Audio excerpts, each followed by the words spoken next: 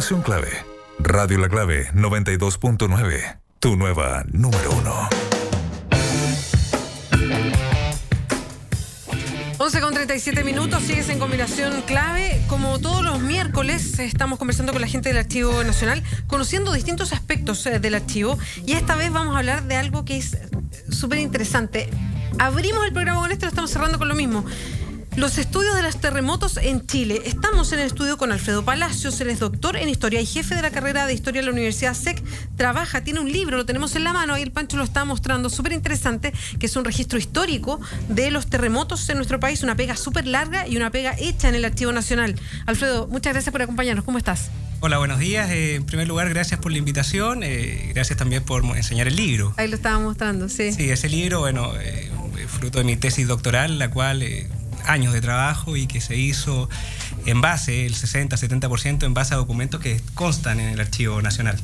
Yo quería decir, la otra vez escuchaba a un sismólogo que hacía una referencia histórica, decía, en la historia de cada uno de nosotros como chilenos, si la persona vive en Chile, vamos a tener en el cuerpo por lo menos 2 megaterremotos y unos 4 terremotos en total.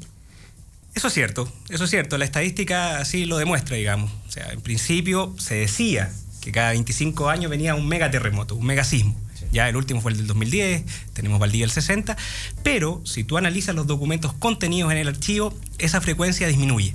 Es decir, cada menos tiempo, aproximadamente cada 12 años, según la estadística, en base al estudio de los documentos, tú puedes encontrar un megaterremoto. ¿Ya? Sí, además, no sé, usted, Álvaro, recordaba el terremoto de Antofagasta, 8,2. Y lo tomamos como un terremoto nomás. Y eso es un mega terremoto en cualquier parte del mundo. Sí.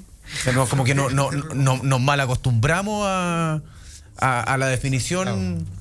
A la definición como clásica del terremoto de los 7. Hoy día un terremoto de grado 8 es un mega terremoto y en Chile no se siente tan fuerte, digamos, porque ya la costumbre nos tiene curtido. Al analizar la historia de las ciudades evolutivas, por ejemplo, en base a los de terremotos, claro, un megaterremoto de 8 te destruía absolutamente todo, porque las villas y los tipos constructivos, ¿verdad? Se caía todo. Hoy día, ¿verdad?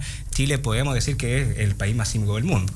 Alfredo, estamos preparados para ello. ¿Y cuáles son los primeros registros que existen en Chile documentados de terremotos?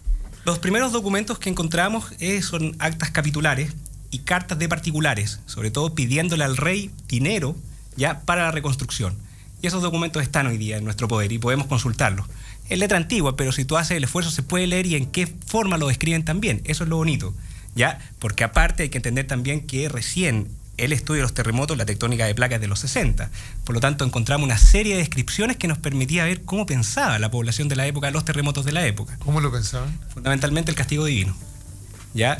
Es decir, la causa de Dios. Y por lo tanto, aparte de eso, aparte de pedirle al rey, ¿ya? Y ahí también encontramos algo bastante particular en los documentos, cómo se exageraba la consecuencia de un terremoto para pedir más plata. Pero también encontramos la otra parte, qué hacía la población, ¿verdad?, para recuperar la normalidad de la vida cotidiana. ¿Cómo se puede distinguir una exageración en documentos que datan del siglo XVI?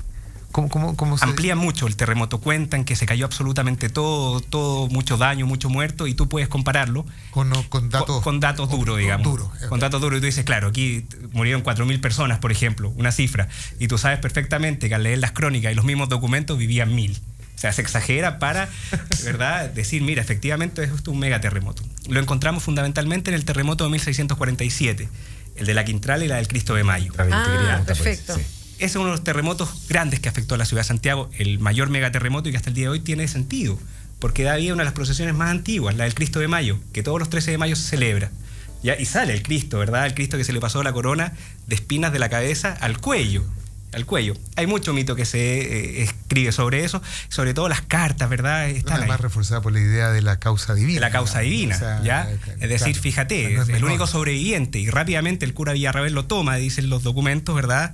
Bueno, podemos mencionar cuáles son los fondos que los contienen, ¿verdad? Pero se replica en varios documentos y lleva al Cristo en cuestas hacia la Plaza de Armas y la población lo sigue.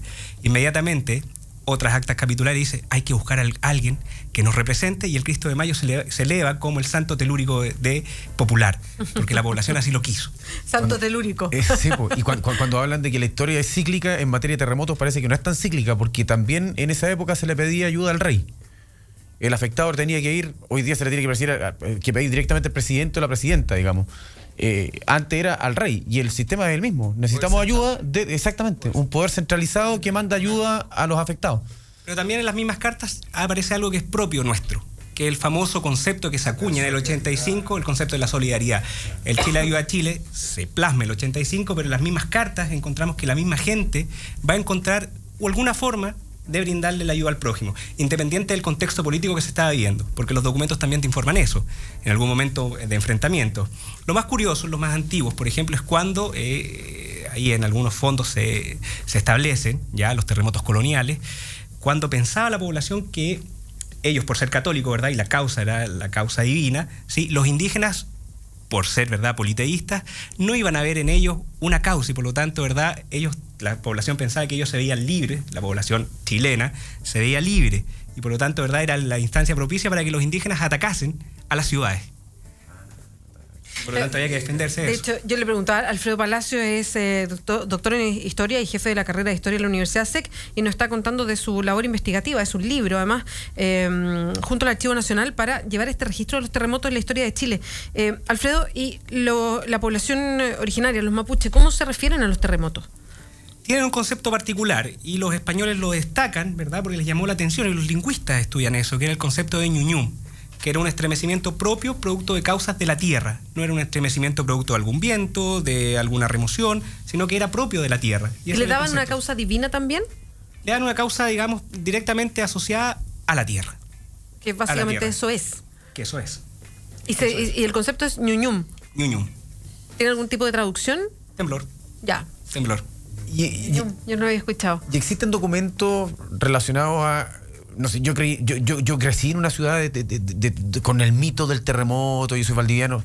Y el maremoto. Y el maremoto, o sea, exacto, el tsunami. El tsunami. Tsunami, porque la palabra técnica, a pesar de que los antiguos documentos ni siquiera hablan de maremoto, los antiguos documentos hablan de salidas del mar. Ya.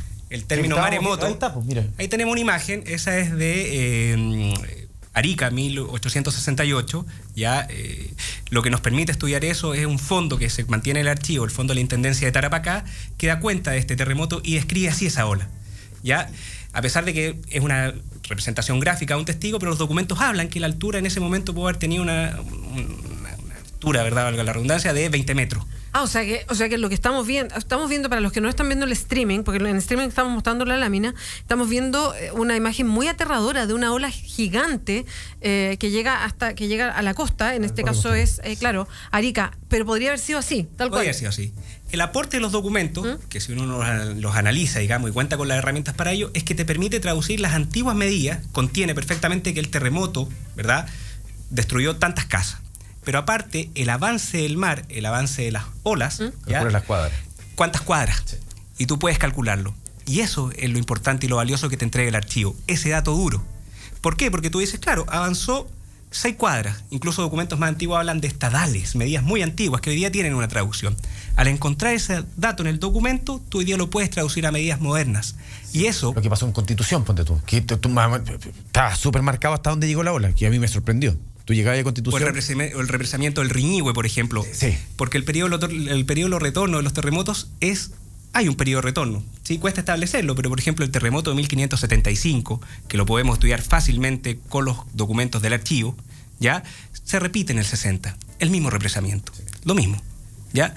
El problema es que la población no quiere entender que hay lugares que son muy vulnerables y nos insistimos en quedar ahí. Y, bueno, en la zona de Riñihue, de Valdivia, cambió la geografía y la gente asume que eso es producto del terremoto. ¿En qué momento se asume que Chile es un país sísmico, que Chile es un país de terremotos? ¿Existen documentos de gente diciendo, bueno, estamos en un país raro? Siempre, claro. Primero, los españoles, por la geografía española, ellos no tenían movimiento sísmico en forma constante. Lo tuvieron el de Lisboa, 1757.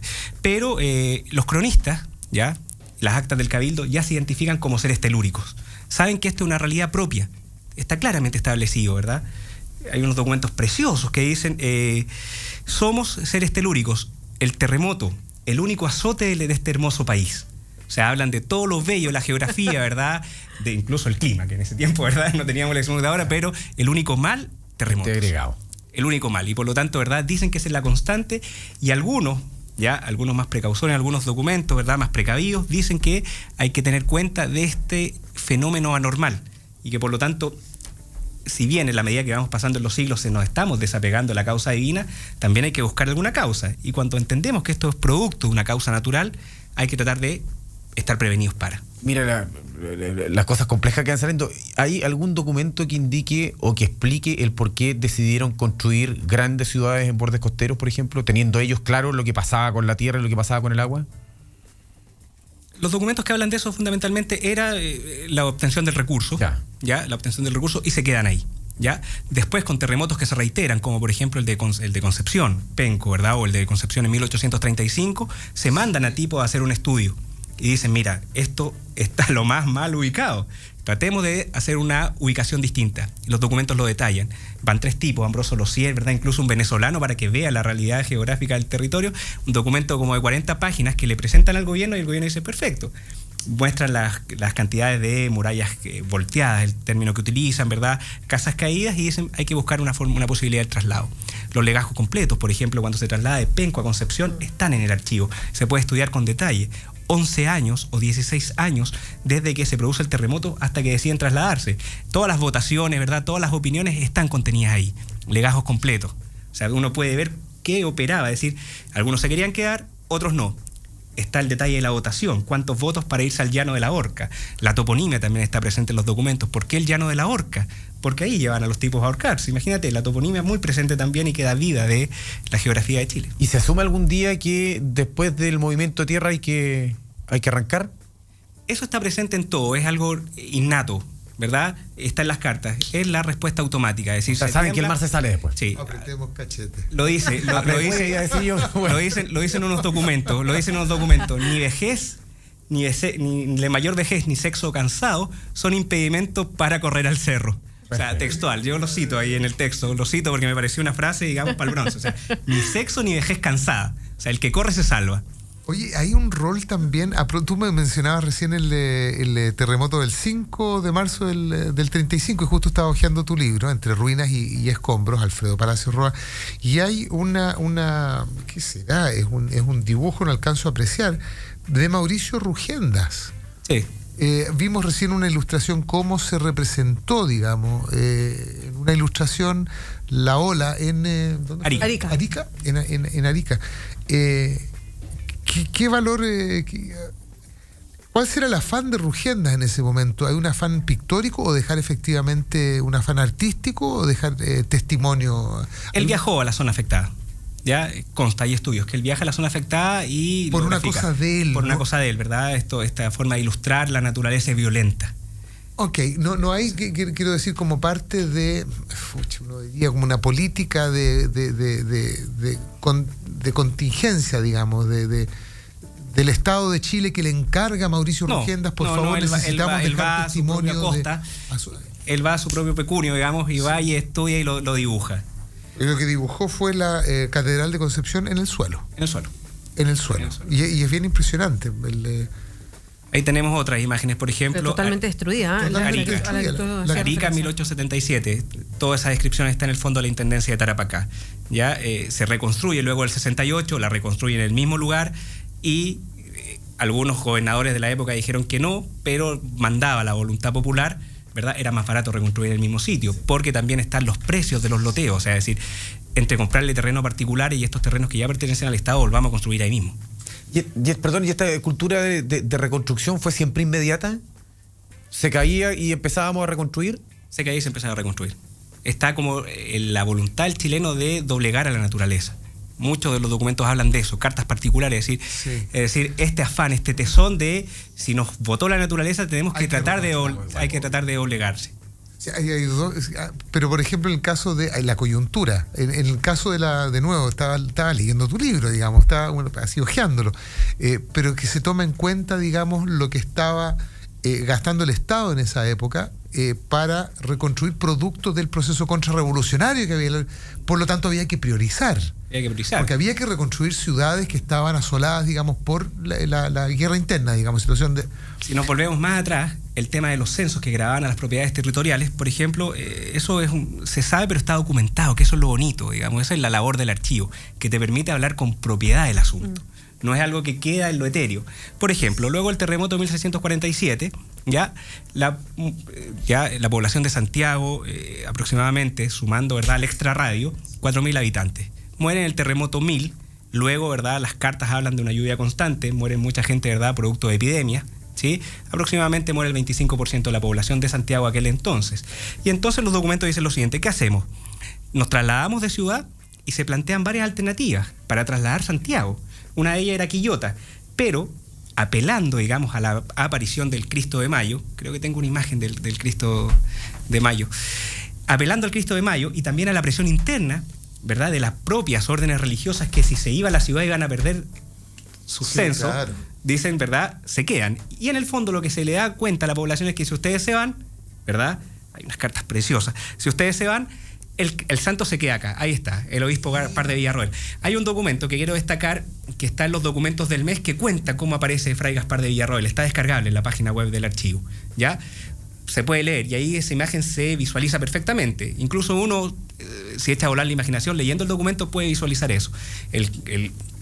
El obispo de Santiago, ¿verdad?, completamente ensangrentado, se encuentra con este único sobreviviente, ¿verdad? Lo cuenta el documento, está transcrito, insisto, está el original, y también pueden ver uno la grafía, incluso los nervios al momento de escribir este documento. Y luego, ¿verdad?, está la transcripción que hizo la gente del archivo. Y cuenta esto, ¿verdad? Se encuentran con el Cristo y cómo va la población detrás de él. O sea, en el fondo, si se va la población, el santo se queda acá. Y la gente, ¿verdad?, muy temerosa, 1647, dice, no puede, imposible. Y en el fondo la ciudad se reconstruye. Cambia las técnicas constructivas, que es lo bonito también. Yo te iba a preguntar eso, ¿en qué momento, y yo no sé si hay registro de eso, se dan cuenta que ya, esto es algo permanente, lo de los terremotos, entonces tenemos que empezar a construir de otra manera, a apuntalar mejor las casas? ¿Cuándo hay registro de esa conciencia? Hay registros completamente, en los cuales, por ejemplo, las calles tapadas, ya calles cortadas, que eran fundamentalmente los lindes, los límites de los monasterios, que ocupaban, ¿verdad?, el centro de Santiago, ¿cuándo se empiezan a abrir? ¿Sí? Hay distintos fondos que hablan de eso, es decir, perfecto, vamos a hacer calles más amplias, primero para que entre el aire, no sean ciudades apestantes, ¿verdad?, en cuanto al olor, ¿verdad?, la basura acumulada, pero también para que la gente pueda, en caso de terremotos, salir y pararse en la calle. Es decir, no quedarse que no le caiga nada encima. Que no le caiga nada encima, y la ciudad, de verdad, empieza este estilo damero, este espacio cuadrado de la ciudad de Santiago, por ejemplo, y también en el libro pongo un plano de una ciudad que se reconstruye, Chillán, por ejemplo. Chillán viejo y Chillán nuevo, la misma lógica, ¿verdad? Una ciudad airosa, espaciosa, cosa que tenga calles anchas que la población pueda recurrir ahí. La mapoteca también, ¿verdad?, del archivo es importante para ir visualizando cómo el trazado urbano va mejorando, y tenemos antes y después, ¿verdad? Ciudades pequeñitas y se van ampliando. Eso es importante también tener en cuenta, cómo también los documentos te dicen cómo el tipo constructivo va evolucionando hasta tener, ¿verdad?, la geografía urbana que hoy día está presente al interior de la ciudad y que todavía quedan vestigios. Alfredo, y de la historia que tú haces, desde el primer registro que hay de un terremoto en esta historia de Chile, ¿cuál es el que, aquí es una apreciación, cuál es el más fuerte, el más duro? Todos los terremotos marcan época, ¿ya? De hecho, en base a la reiteración de los nombres que tienen los terremotos en los documentos, tú puedes identificar. Por ejemplo, tenemos el gran terremoto de 1730, lo llaman así, ¿ya? Le dicen el gran terremoto. El gran terremoto, ¿ya? El terremoto de Valparaíso 1906. Hay una carta precisa de eso, ¿ya? Esa imagen también es muy decidora. Una imagen en streaming, ¿ah? Es inmediatamente, lo cuenta el alcalde de Valparaíso, ya en un fondo, que al tipo que lo pillaban robando, ley marcial, ajusticiado inmediatamente. Y esa imagen dio vuelta al mundo. Claro. De una Están fusilando ahí. Están fusilando en el acto, se le leían los derechos. Pero cada siglo tiene un terremoto decidor, ¿ya? Tenemos el gran terremoto de 1575, el terremoto del Cristo de Mayo en 1647, ¿ya?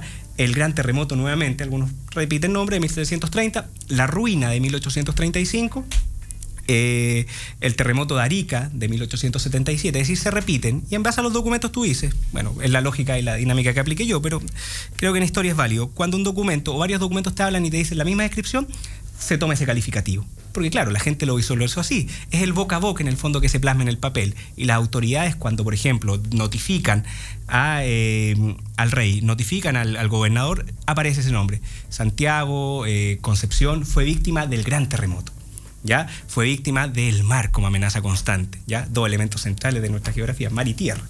Así que eso también están presentes ahí, y eso es lo interesante. que uno en base, ¿verdad?, a la reiteración de los documentos, ¿verdad?, dice, perfecto, esto es.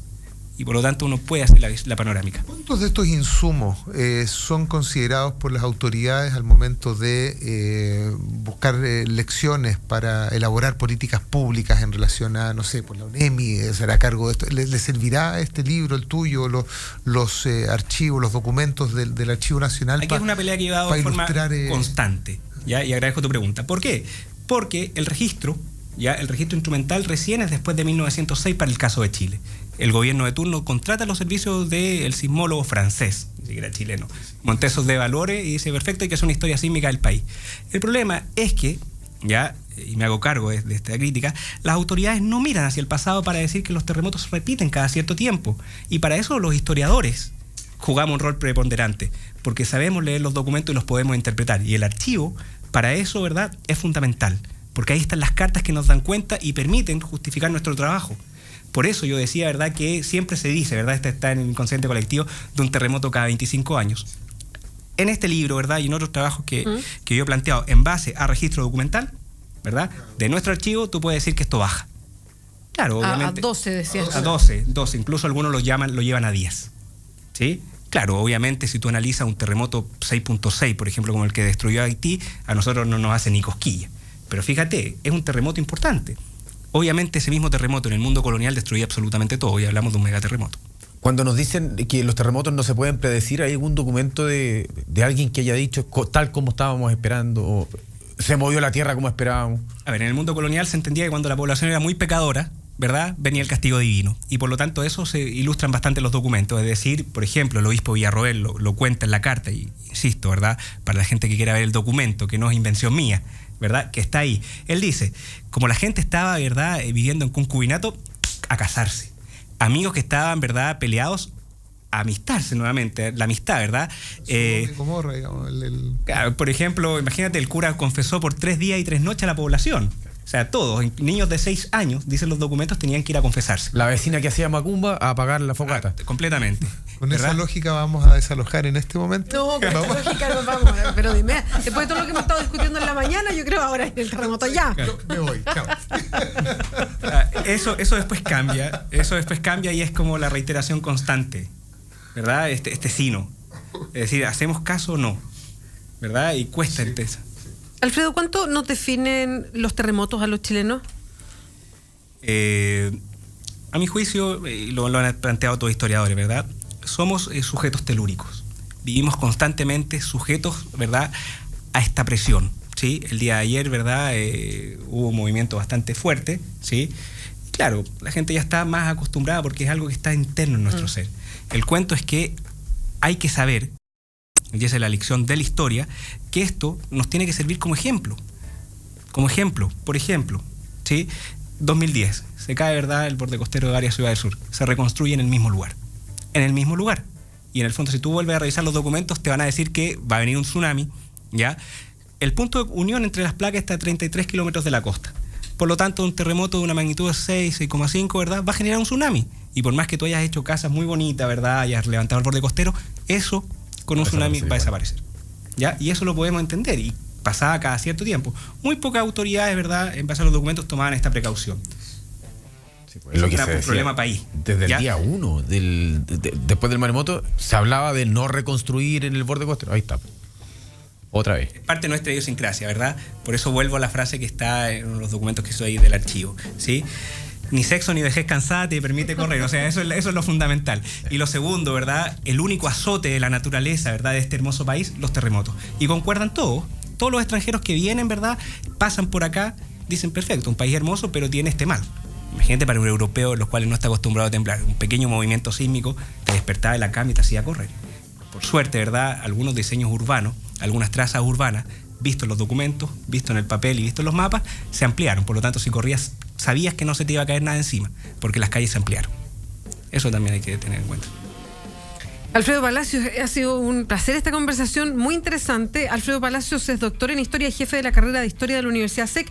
Nos trajo su libro, investigado justo al alero del Archivo Nacional, Entre ruinas y escombros, los terremotos en Chile durante los siglos XVI al XIX. Ahí está el libro, es un registro bien interesante, tiene hartas láminas adentro y descripciones además de la época, además que este cruce de datos para entender lo que pasó con todos estos terremotos y megaterremotos en la historia nuestra y lo que provocaron en la población. Alfredo, muchas gracias. Sí, si me permite, yo quiero agradecer, Dale. bueno, fundamentalmente esto fue un trabajo que se hizo por muchos años, ya gracias a una beca. Yo hice mi estudio en Sevilla y la pregunta era cómo vas a hacer un estudio de los terremotos en Sevilla, los terremotos en Chile, en el Archivo de India. Lo hice fundamentalmente, de verdad, gracias a la disponibilidad, amabilidad y buena voluntad de la gente del archivo, que cuando yo venía, gracias a su ubicación, ¿verdad? Yo venía, me tenían la documentación lista, ¿verdad? Yo la solicitaba vía correo y hay una página web, ¿verdad? Pedidos, tú los puedes pedir online, te los tienen, ¿verdad? Listos para que tú investigues y tengas todas las posibilidades para ello, ¿ya? O sea, este trabajo fue mi tesis doctoral, insisto, hecho en Sevilla, pero si hablamos de Chile, hay que ir al archivo, ya la gente con muy buena disponibilidad y fruto de esa investigación, de esa buena onda de los funcionarios, está este texto, ya, que reúne en un solo volumen la historia sísmica de nuestro país, desde la llegada de los españoles hasta 1877, el terremoto de Iquique. Buenísimo. Alfredo, muchas gracias, que te vaya muy bien. Y nosotros despedimos ya el programa. Sí, pues. Sí, estaba viendo las redes sociales, estaban bien movidas, pero se nos vino el tiempo. Ocupaste a propósito hablando de- el movido, ¿no? Ya estaba movida. Sí, estaba bien movida. Oye, yo les quiero recordar que Casa Mía es más que una residencia para adultos mayores, es un lugar para vivir plenamente la vida. Son departamentos de 3 tamaños con enfermera y médico residente. Plena independencia para vivir los años dorados con actividades semanales como taller de pintura, coro y bingos.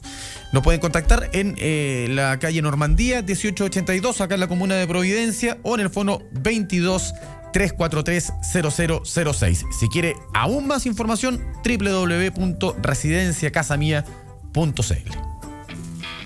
Hay 3 tipos de terremoto que nos manda Álvaro Madrid. A ver. Recordar a la audiencia que existen también ciertos tipos de terremoto. El terremoto mareador, el terremoto devastador y el terremoto financiero. Pero son como tragos estos que mandan. Sí, pues el terremoto mareador es el trago, po. Ahí están los copetes, pero son 3 claro. vasos, digamos. Mira, y viene El descrito. Pancho lo captó inmediatamente. Es que yo he tomado Es terremoto, muy que rico. los sí, po, Sí, yo mostró también, el y Nacho. efectivamente uno queda terremoteado. Bueno, si toman la réplica, ¿para qué decirlo? Sí, uno queda terremoteado con el terremoto. Sí, vienen ahí algunas descripciones. El devastador dice, en este año 2010, Oiga, tocayo, el peligro Chile del sintió el hábito. mayor movimiento telúrico en su historia. Mentira, el mayor movimiento telúrico fue en 1960, arrasando grandes zonas geográficas. Pipeño, Chicharrón y Pisco son parte de este gran impacto. Y el financiero dice que viene con Chardonnay, Late Harvey y el dólar, que son parte de la crisis.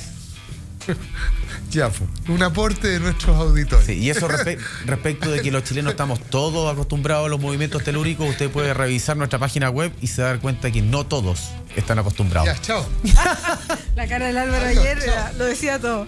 Chao. Alfredo, muchas gracias. Y a ustedes nos encontramos mañana. Chao, chao.